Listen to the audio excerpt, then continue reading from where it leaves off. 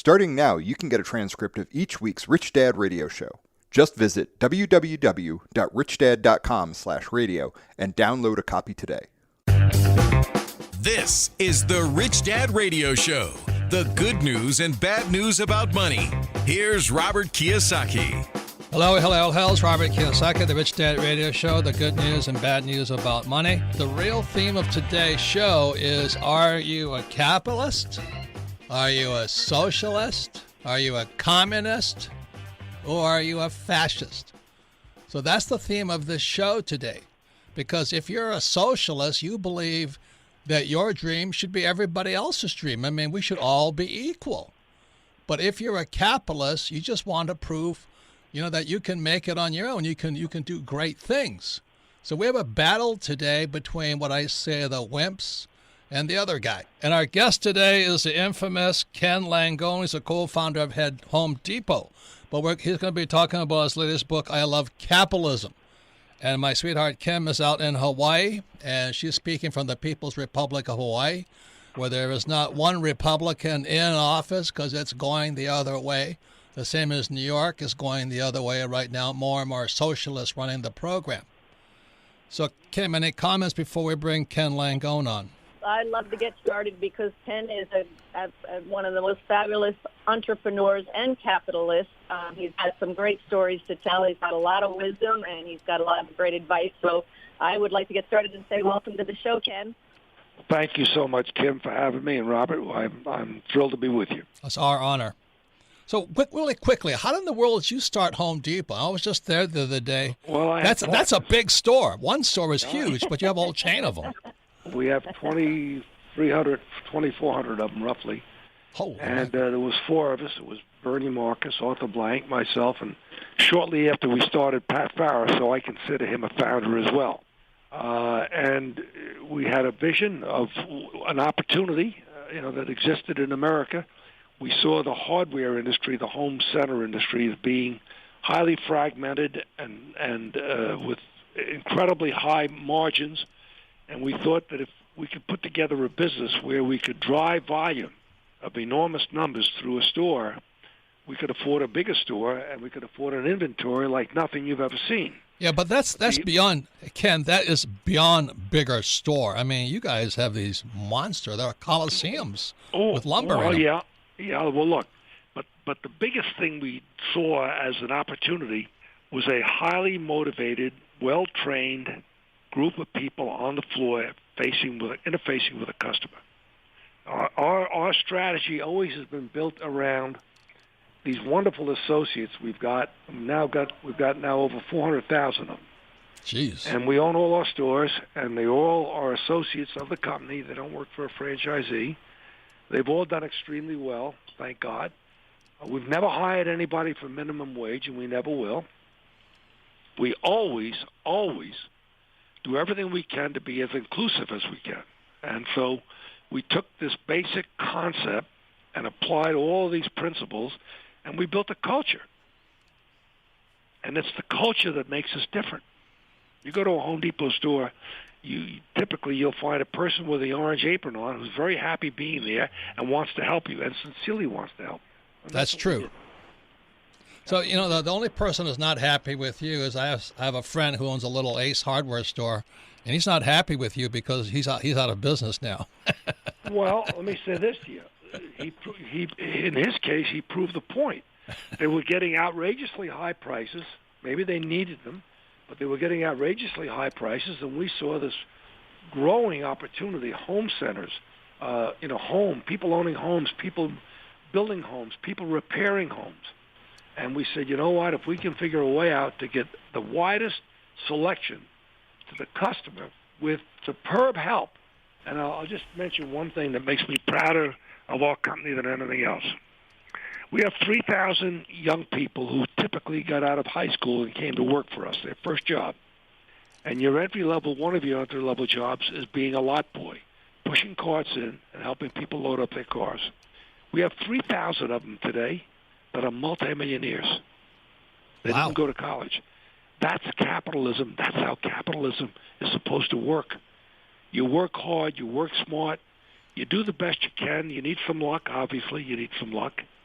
But all those ingredients are there, and you apply them and watch the wondrous things that will happen to you, for the most part. Well, congratulations. Ken, I have a question. Given, there's with all the online retailing happening, and it's really affected a lot of the retailers throughout. Yeah.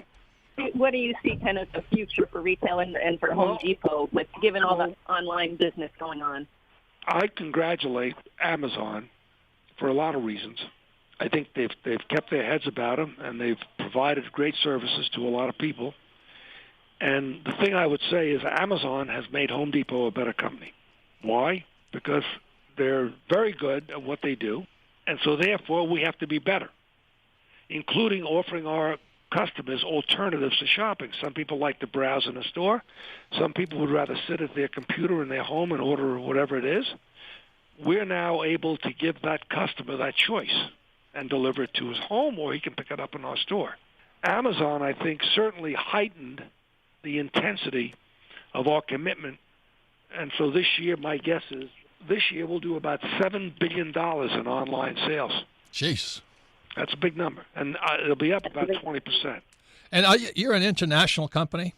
Well, we have stores in, you want to call it international, Guam. We have them in Puerto Rico. We have them in the Virgin Islands.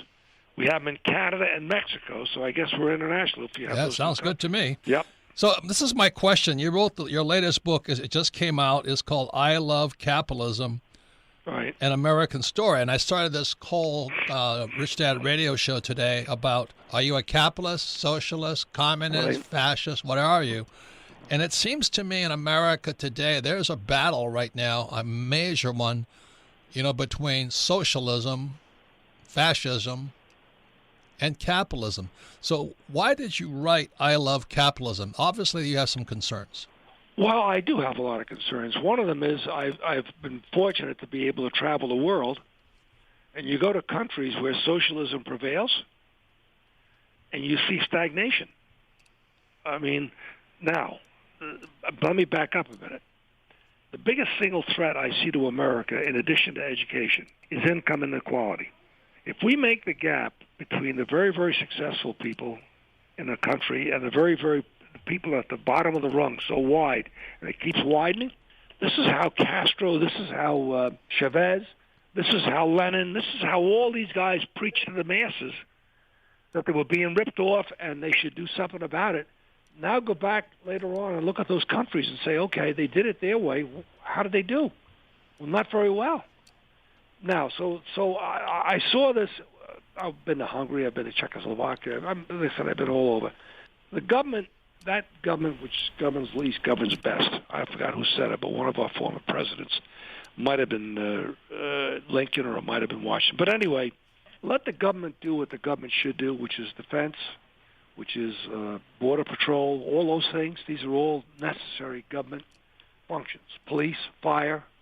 In fact, in many cases, I know in my community out in Long Island, we don't have a paid fire department. We have a volunteer fire department, and they all do very well. The whole island is essentially manned by volunteer fire departments by town.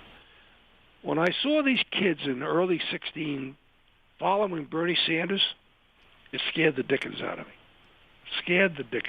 And what scared you about that? They're giving up before they start. They're giving up before they start. I'm glad you said that. Why do you say that? Yeah, because it's not the impossible dream. No, but what I'm saying, dream, these guys haven't even started. They've already quit. That's the whole point. And they're hanging up their spikes.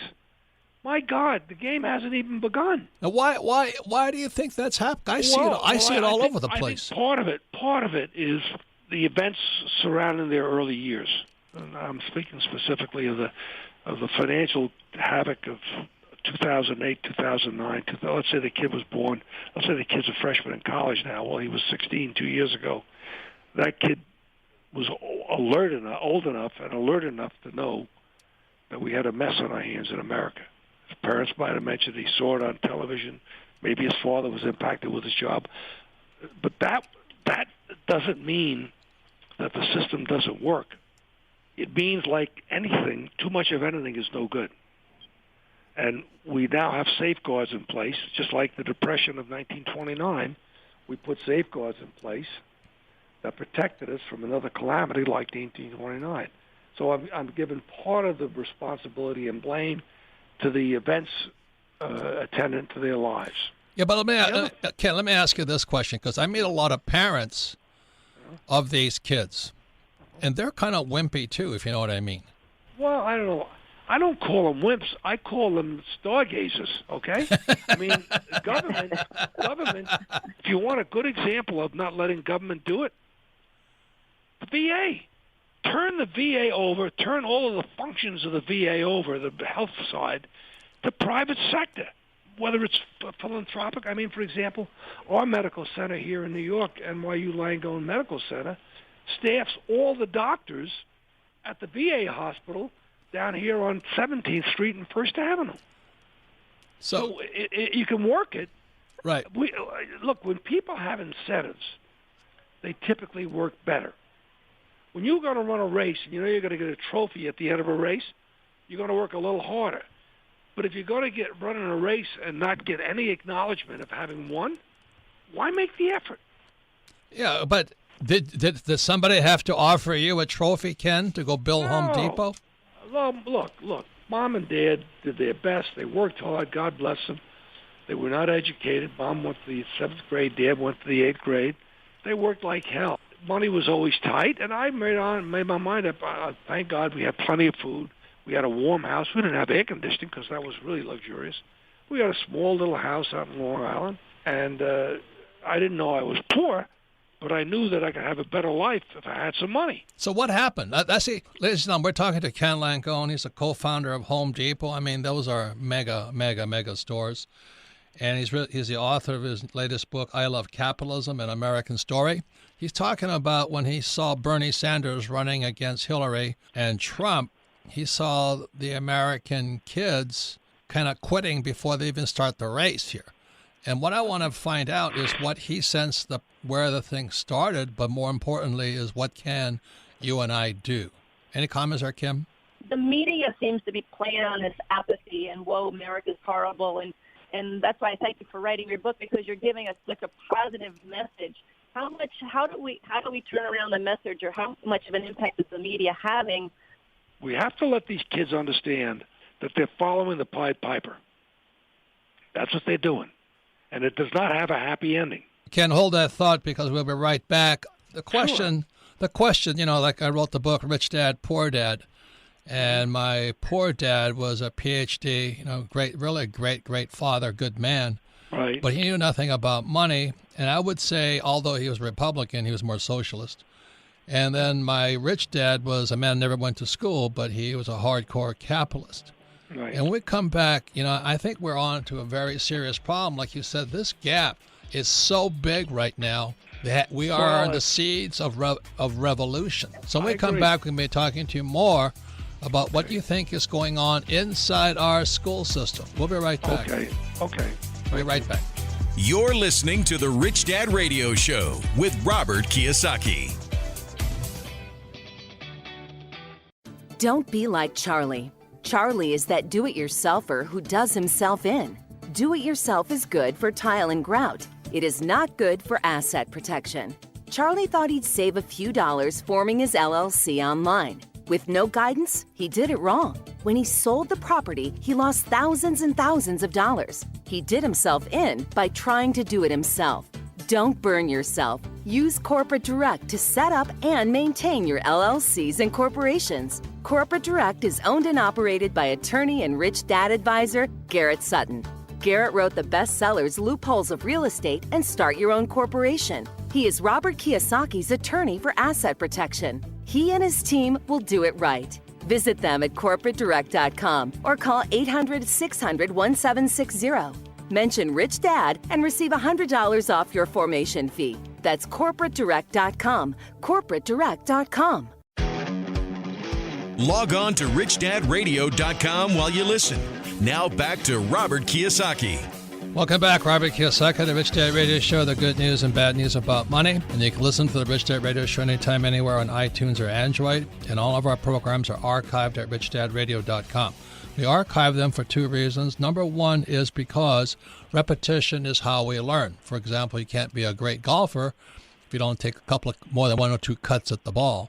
And secondly, the reason we archive them is so that you can share this program with friends, family, and business associate. Because if you listen to this program again, you'll learn more. But when you discuss it with friends, family, and business associates, you expand the learning. So our guest today is the famous Ken Lango, and I mean he is famous. Every time I see him on the like CNBC, everybody listens to what he has to say. He's a co-founder of Home Depot, and I was just there the other day, and man, that is beyond a store, man. That is a mega store. I hope you spent a lot of money. I did. I've built several houses out of Home Depot. Good. Anyway, but and he's the author of I Love Capitalism, an American Story, and he's here because he's concerned what's happening to America. This gap is so big between the haves and have-nots right now. Historically, that's always been the seeds of revolution. Any comments, Kim? The income inequality, how did it Well, I get to be think they where go it is hand in today? hand. I mean, this is like a ham and cheese sandwich. I think you'll do a lot to solve income inequality if you raise the level of competence that kids accumulate through their grammar and high school years. Not everybody's made for college. And there's any number of jobs in America today that are going crying for people to take them, but they haven't got the qualifications. And we're not talking about engineering or exotic science. We're talking about basic skills. And so I really believe it's not going to be a quick fix because it took a long time to get here, and it's going to take some time to get back. But we've got to look at the issue of income inequality in totality. We've got to say, okay, we can arbitrarily tell a corporation they're going to pay somebody more money. But if that corporation doesn't get a return on that investment in that person, that corporation will not live for long. And then everybody loses. And an example I give all the time is Eastman Kodak. When Kodak was thriving, Rochester, New York knew no bounds to whatever their appetite was because Kodak was there to give it to them. Well, Kodak made some bad strategic decisions, and look at all those job losses, and look at what's happened to Rochester. Yeah, they invented the digital camera and didn't exploit. Well, they invented it, and they suppressed it because they were afraid it would cannibalize their little yellow boxes. Well, guess what? Somebody else did it for them. So, I mean, it's, look, business is not without error or without mistake. But this notion, let the government do it for you, well, that's all well and good. Who pays for it, and how do you generate the assets to reward the people who deliver the goods? So, Ken, let me ask this question. Have you ever gone to speak to a public school? Yes. Yes. How's the response? Well, I think I probably make teachers a little uncomfortable because I think they need to be held accountable more. I think the standards we have applied to requirements to teach can be dramatically elevated and should be dramatically elevated. I think a good basic measure is a teacher that can't pass the test that he's giving his student shouldn't be teaching that student. But isn't that the same problem with the VA? I mean, it's a government agency, basically. Well, the VA, what I say is, and a very good friend of mine is knee-deep in trying to help the VA, a fellow named Ike Perlmutter, very, very successful man, and he's volunteering for the president to work on the VA issue. I think that the VA initially meant well, but over a period of time and over its growth, something happened that the standards aren't what they should be. I mean, it's outrageous for somebody to have to wait 6 months to get an appointment if they have a chronic or if they have a serious disease. So we're talking about the Veterans Administration Hospital. You know, I'm a veteran. I would never go there, because. Why? Why wouldn't you go there? Because the quality wasn't what you wanted. So let me ask this question: Is Home Depot unionized? No. What would happen if your workers wanted to unionize? If all workers wanted to unionize, we'd respect their wishes. But those 3,000 kids I told you about becoming multimillionaires, that wouldn't have happened. Because they'd have worked for wages, period, and that's it. So how did those kids become multimillionaires? Well, we've had a policy, and I'm happy to tell you to this day, it's almost 40 years ago we opened our first store, we had a policy that the minute you come to work for us at Home Depot, you're a stockholder. We make you a stockholder. And we have programs in the company such as a stock savings plan. We have all kinds of programs that allow you to participate in the success of the company. For example, in our stores, we have what we call success sharing, where depending on the store making its numbers, each person in the store, everybody, every single head count, gets paid a bonus, and it's done every 6 months. So every 6 months, if the store success shares, those people in that store get a bonus. And it depends, of course, on longevity and all these other factors. But the point is, when a kid sells somebody something in our store, he knows it's going to a goal that he'll get rewarded for if they make that goal. That's capitalism. That's incentive. That's what you want. Look, to say we're all equal as humans, you're right. As creatures, we're right. Now, I would love to be able to play basketball like LeBron James, but that ain't going to happen because I haven't got the talent.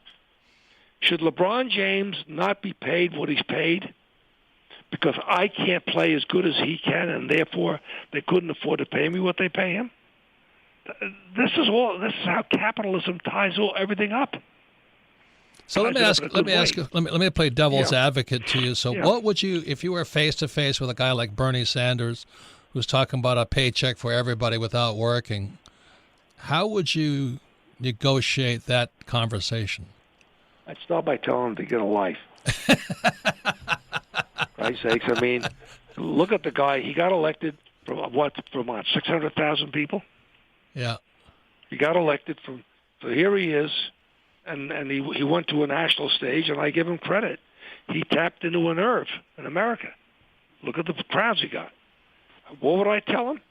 I would ask him to do a study, or have somebody do a study for him, of socialism around the world and how well it works for the people. But, Ken, don't you think they know that when they're inciting these emotional riots? Yes. And what they're doing is they're playing on the emotions and the disappointments of people to get themselves elected. That's what you're saying. And that's what you're saying. As long as this gap gets wider and wider and wider, it's easier to play into that emotion, right? Mm-hmm. You're right. Any suggestions? Yeah. Encourage capitalism. That's my best suggestion. You're a brave man. Look at the hot dog stands all over. Every one of those guys is an entrepreneur. Right. Every one of them. They don't know how much they're going to make today, but they're out there. And the guy that makes the most money, who has the best hot dog or the best service or a smile on his face, or when it begins to drizzle, he doesn't quickly fold up his tent and go home. Some people will eat hot dogs in a light drizzle. But the point I'm making is every delicatessen, every restaurant, every dry cleaning establishment, they're all entrepreneurs. They're the backbone of America. Your Ace hardware store friend, he was an entrepreneur. Now, the one thing about capitalism is it's brutal. There's no room for failure. There's no room for failure, and that's the way it's supposed to work. But the great thing about capitalism, if you fail, you can come back. They don't throw you in jail or put you in the stockade. You know what I mean? Absolutely not. You stand back up. I had a friend of mine who was the golf coach at Wake Forest University in North Carolina, Jesse Haddock. And I said, Jesse, tell me how you look at the kids that might have the greatest career possibilities. He said, Ken, it's simple. When I see a kid taking a double bogey on a hole, meaning that he's 2 over par, and the next hole he comes back and makes a birdie, I know that kid's got a shot. You got to be able to bounce back from adversity. You got to be able to pick yourself up. Capitalism, to me, one of the most essential ingredients is optimism. You got to think positive. You got to be an optimist. You got to see the potential. You got to be mindful of the dangers and the risks. But that doesn't mean you shouldn't have some passion and enthusiasm. And it's how you relate to people. I often tell people that the 3 most powerful things I know in life, the 3 most powerful things are a kind word, a thoughtful gesture, and passion and enthusiasm for what you're doing. People will buy in to a situation where they see, hey, that guy looks like he's having fun, or he's having a good time, or he believes in what he's doing. I'm going to join him. So it's a kind word, a thoughtful gesture, and passion and enthusiasm for everything you're doing. That's outstanding. Outstanding. Hey, before we end, can we ask your opinion of Mr. Trump, President Donald Trump? Well, his style is different than mine. Well, it's a kind word, thoughtful gesture, but he's got the passion. Well, let me tell you what. I voted for him, and I'd vote for him again. He's doing good. I'll tell you why. We're addressing a lot of things that have been pushed down the road for too long. Korea, this guy in Korea has been allowed to get a head of steam up over 20 years. 4 presidents, 2 Republicans, 2 Democrats. The guy's nuclear capabilities only got stronger and stronger and stronger over that time. Trump has now brought the thing to a head. Trade, I don't believe in tariffs. Tariffs will not work. I'm hoping that what he's doing, the noise he's making with tariffs, is a ploy as a tactic to get people to sit down and say, come on, guys, we got to fix this. Why do we have 100% tariff on every car we make in America and sell to Germany? And why is a tariff on a German car made in America only 2.5%? That's a good question. That's unequitable. Right. What I'm saying is I like the results. It's the different style that I would apply, but so far I got to give him credit. He's getting it done.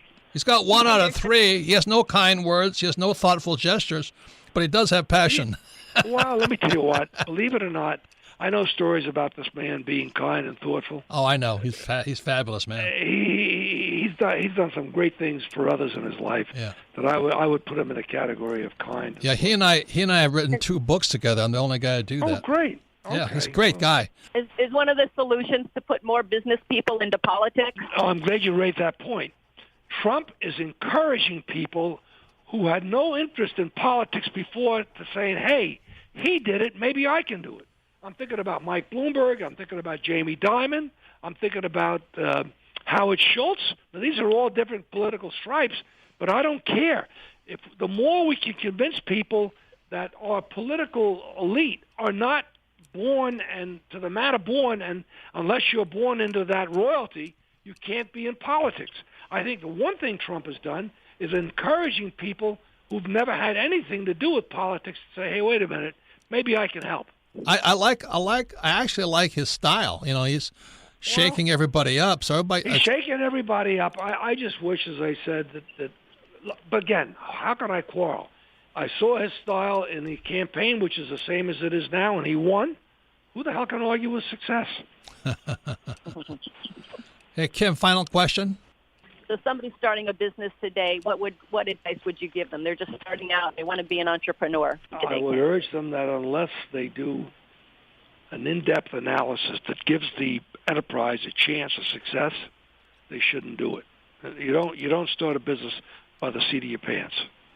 And I think I would urge them that give it a shot. Be sure when I say give it a shot, it has a shot of making or selling a service that people want. That's my advice. One more thought. Sure. Never allow any opportunity to impair or compromise your ethics or your values, ever. Amen. Amen. So, Ken, I know your time is tight. I really thank you for what you've allotted us. Thank you for having me. And thank you for your contribution to our society. Well, I'm thrilled to do it. I'm a proud American. That's all I can tell you, and I'm a humble American. Thank you. Have a nice day. Thank you, Ken. Nice day. Bye-bye. Thanks, Kim. Thank you very much. So when we come back, we'll be going to one of the more popular parts of our program is Ask Robert. You're listening to The Rich Dad Radio Show with Robert Kiyosaki. Don't be like Charlie. Charlie is that do-it-yourselfer who does himself in. Do-it-yourself is good for tile and grout. It is not good for asset protection. Charlie thought he'd save a few dollars forming his LLC online. With no guidance, he did it wrong. When he sold the property, he lost thousands and thousands of dollars. He did himself in by trying to do it himself. Don't burn yourself. Use Corporate Direct to set up and maintain your LLCs and corporations. Corporate Direct is owned and operated by attorney and rich dad advisor Garrett Sutton. Garrett wrote the bestsellers Loopholes of Real Estate and Start Your Own Corporation. He is Robert Kiyosaki's attorney for asset protection. He and his team will do it right. Visit them at corporatedirect.com or call 800-600-1760. Mention Rich Dad and receive $100 off your formation fee. That's corporatedirect.com. corporatedirect.com. It pays place to listen. Now back to Robert Kiyosaki and the Rich Dad Radio Show. Welcome back, Robert Kiyosaki, the Rich Dad Radio Show, the good news and bad news about money. Once again, I want to thank Ken Langone. He is the co-founder of Home Depot, massive operation. And his latest book is I Love Capitalism, An American Story. And he's very, very concerned about what's happening to America, especially with the youth. And they quit too early. They quit before they start. If you're going to be an entrepreneur, you will fail. And the question is, can you stand up again? Can you learn from your mistakes? But in our school system, we teach kids that if you fail, you're stupid, and they stay down. And that's really tragic because this gap between the rich and everybody else is now at an all-time high. And exactly as Ken Langone says, it always leads to revolt. There's anarchy. So anyway, this is the Rich Dad Radio Show. You can listen to the Rich Dad Radio program anytime, anywhere on iTunes or Android. And all of our programs are archived at richdadradio.com. We archive them so you can listen to them again.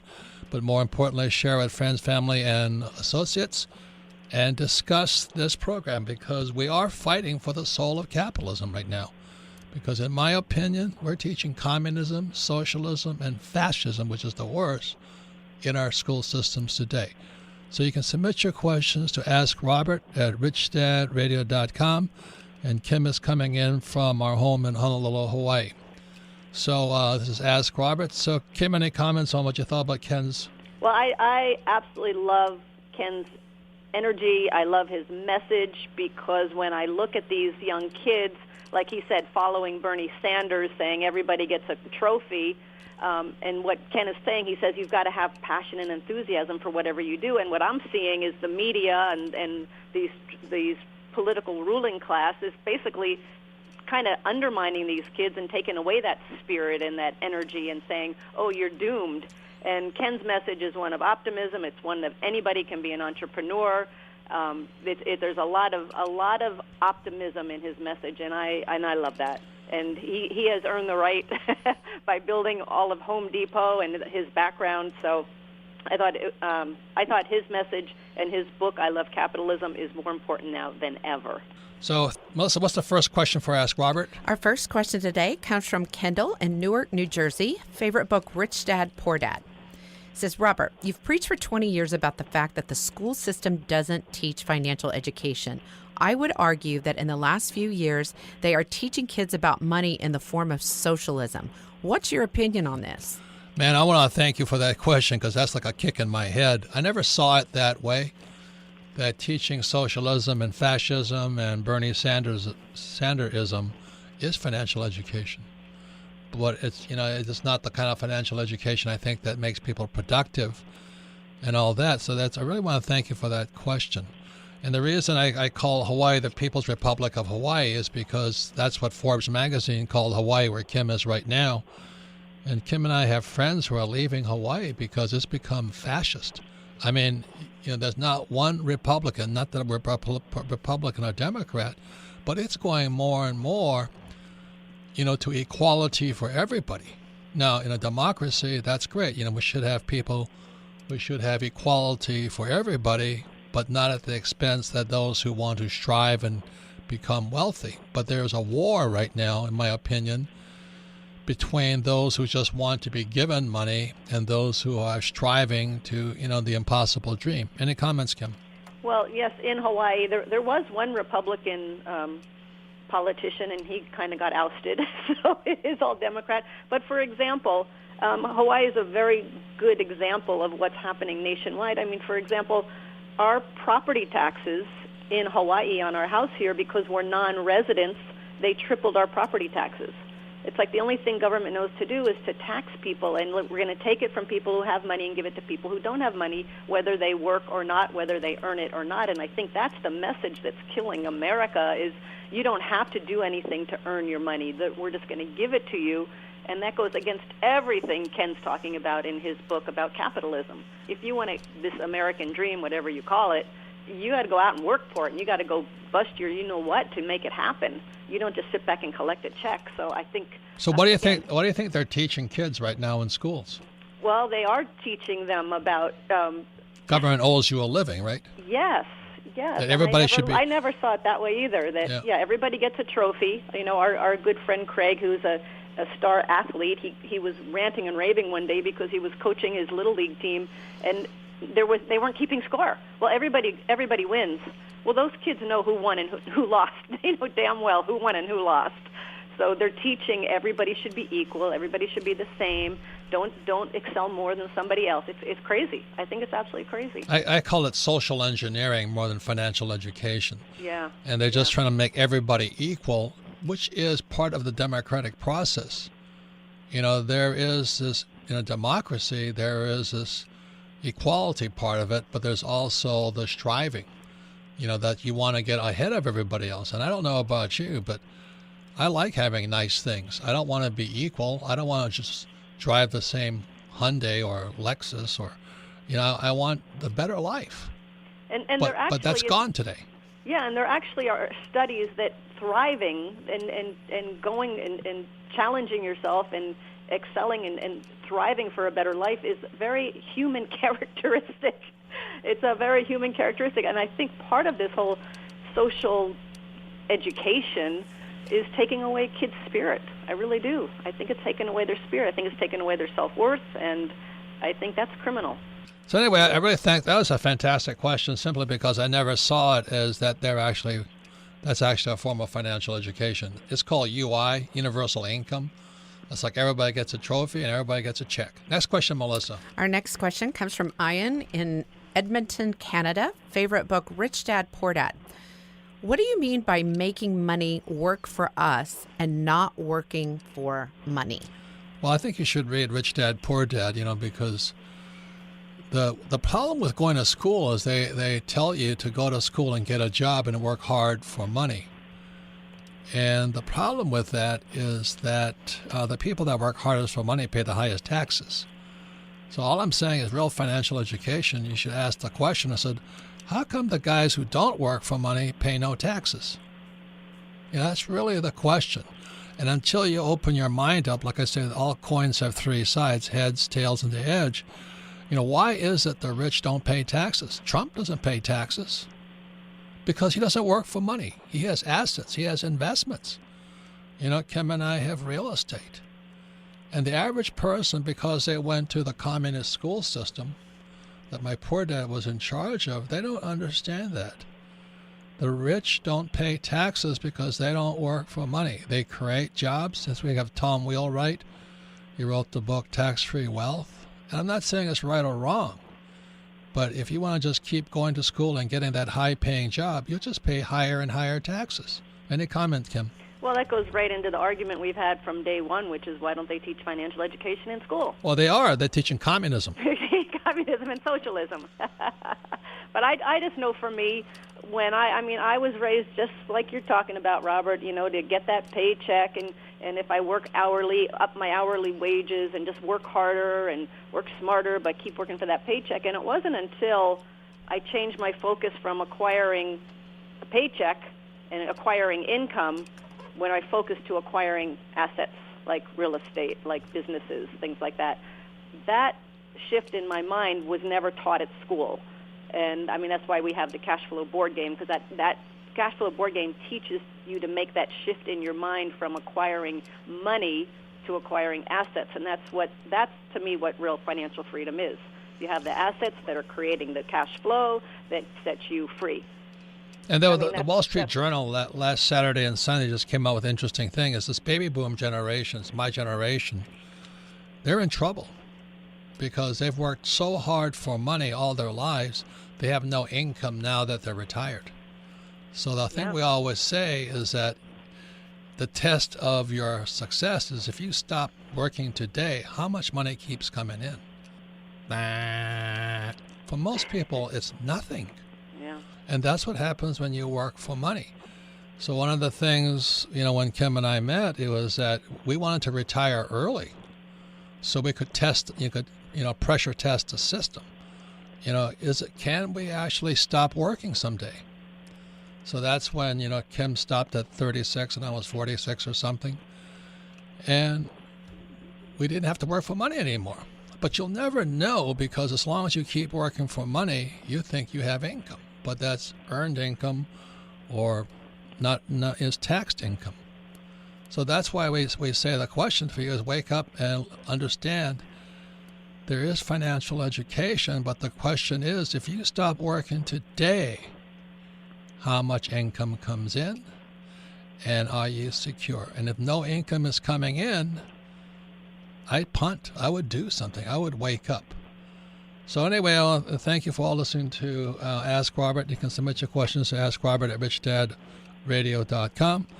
And once again, thanks to Ken Langone. His author is I Love Capitalism, An American Story. And also Ken is the co-founder of Home Depot. So Kim, any final words from the People's Republic of Hawaii? It's a beautiful place out here, but their politics are a little messed up, as is the U.S., and I just, again, really thank Ken for writing his book, I Love Capitalism. One thing about, Robert, to your point of, people don't have anything because the rules have changed so dramatically, and I look back on Mom and Dad. They used to be able to save money where it made them money, if there was 10 or 12% interest, but you can't do that anymore today. The rules have totally changed, and they're teaching the same old thing, save money, get out of debt, all of that. They're teaching the same thing, but the rules have changed, and it's not the same as it was. So you do have to wake up and start doing things differently. So once again, thank you all for listening, and thanks to Ken Langone.